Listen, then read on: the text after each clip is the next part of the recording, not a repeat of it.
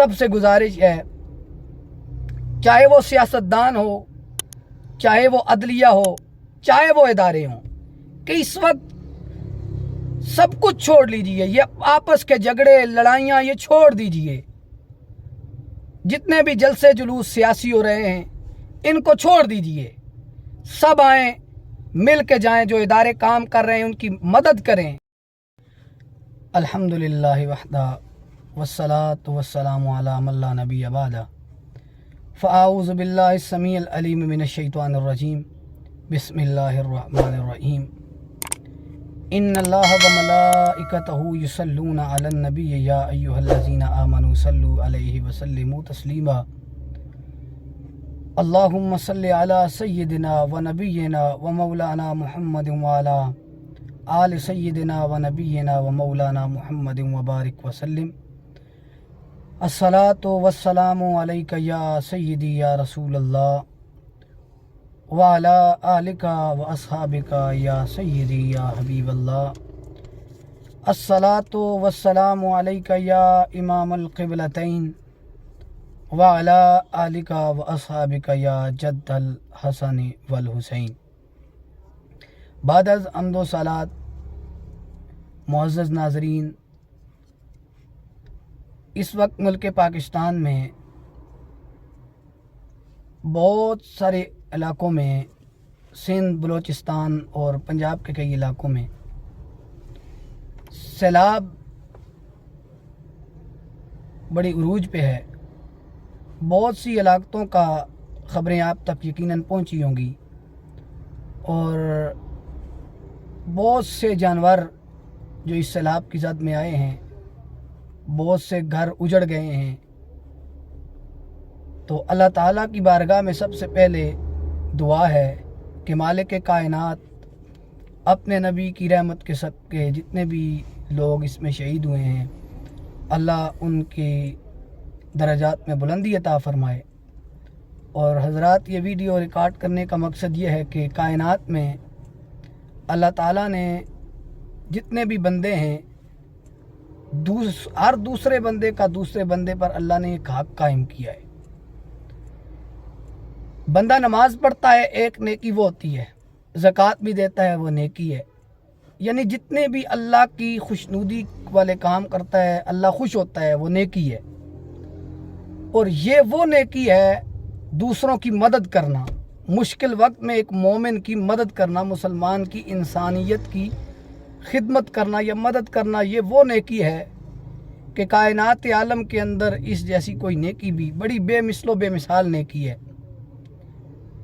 میں ایک چھوٹا سا واقعہ یہاں پہ کوٹ کروں گا کہ ایک حاجی جو حج کرنے کے لیے جا رہا تھا، ساری زندگی اس نے ایک ایک روپیہ کر کے جمع کیا کہ میں اللہ کے گھر کی زیارت کروں گا اور حضور کے دربار کی حاضری دوں گا۔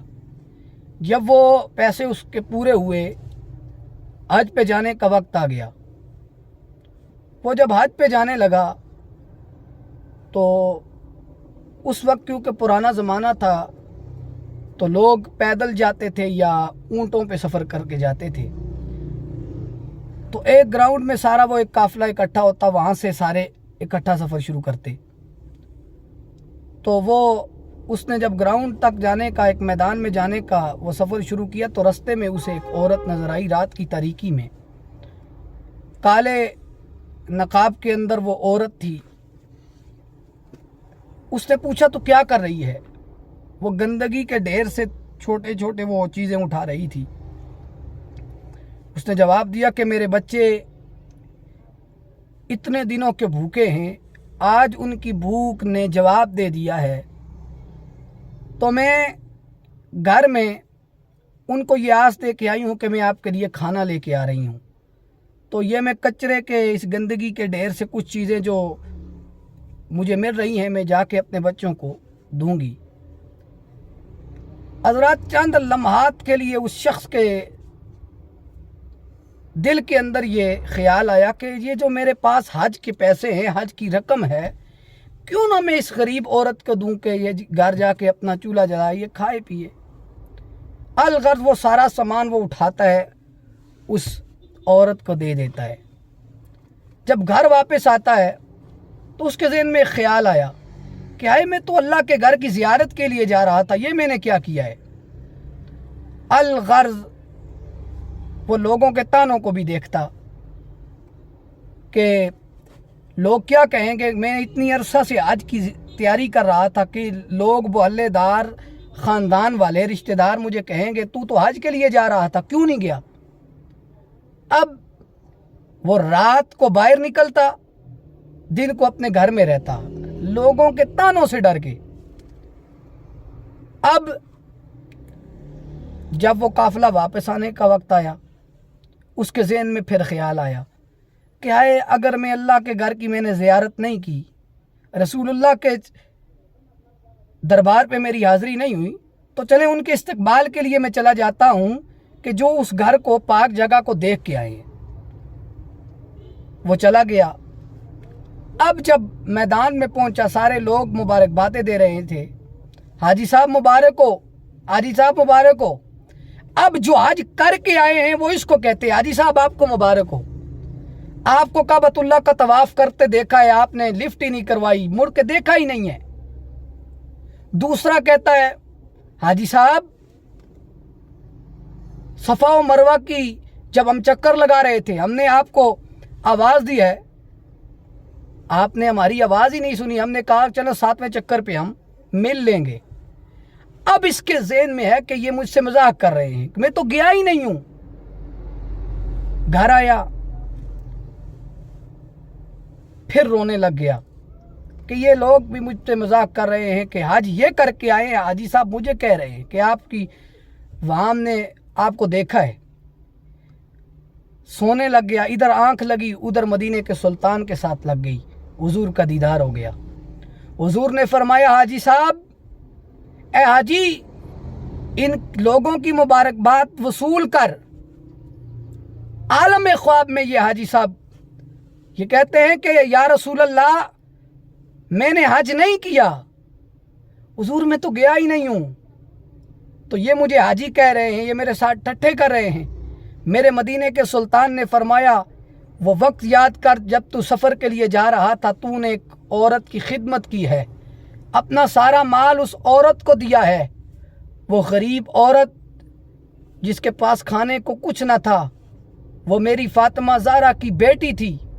تیرا وہ عمل، تیرا وہ لٹا دینا، مال دے دینا رب کو اتنا پسند آیا ہے، اللہ نے اسی وقت تیری شکل میں ایک فرشتہ پیدا کیا ہے جو قیامت تک حج کرتا رہے گا، اللہ ثواب تجھے عطا فرماتا رہے گا۔ حضرات یہ وہ نیکیاں ہیں کہ جنہیں اللہ تعالیٰ کبھی رد نہیں کرتا، یہ مخلوق کی انسانیت کی خدمت۔ تو میری آخر میں یہ سب سے گزارش ہے، چاہے وہ سیاستدان ہو، چاہے وہ عدلیہ ہو، چاہے وہ ادارے ہوں، کہ اس وقت سب کچھ چھوڑ لیجئے، یہ آپس کے جھگڑے، لڑائیاں یہ چھوڑ دیجئے۔ جتنے بھی جلسے جلوس سیاسی ہو رہے ہیں ان کو چھوڑ دیجئے، سب آئیں، مل کے جائیں، جو ادارے کام کر رہے ہیں ان کی مدد کریں، جتنی بھی فاؤنڈیشنز ہیں جو خدمت کر رہی ہیں سیلاب زدگان کی، ان کے دست و بازو بنیں۔ پہلے اپنے ان بھائیوں کی فکر کریں جو آپ کو گھر سے پولنگ سٹیشن پہ جا کے ووٹ دیتے ہیں، اگر یہ مر گئے، یہی نہ ہوئے تو آپ کو ووٹ دینے کون آئے گا؟ آپس کے جھگڑے ختم کیجئے، اور جتنے بھی ہمارے حکمران اس وقت جو باہر بیرون ملک میں عیاشیاں کر رہے ہیں، سیر و تفریح کر رہے ہیں، وہ بھی واپس آ جائیں، اس مخلوق کی خدمت کریں۔ یہی لوگ آپ کو ووٹ دیتے ہیں، اور آپ ایوانوں میں جا کے جو مزے لوٹ رہے ہیں، یہ اسی غریب عوام کے دیے ہوئے ووٹ ہیں۔ جتنے بھی مذہبی محافل ہو رہی ہیں، یہ اس سے بہتر یہ ہے کہ چلے محافل ایک ہے، ان کے لیے دعا ہو سکتی ہے، اجتماعات میں دعا ہوتی ہے، لیکن جتنے بھی خرچ آتا ہے وہ بھی اگر سیلاب زدگان کو دیے جائیں تو یقیناً یہ بھی ایک بہت بڑی نیکی ہے۔ اللہ تعالی ہم سب کو عمل کرنے کی توفیق عطا فرمائے۔ اللہ تعالی ہمارے ملک پاکستان کی حفاظت فرمائے۔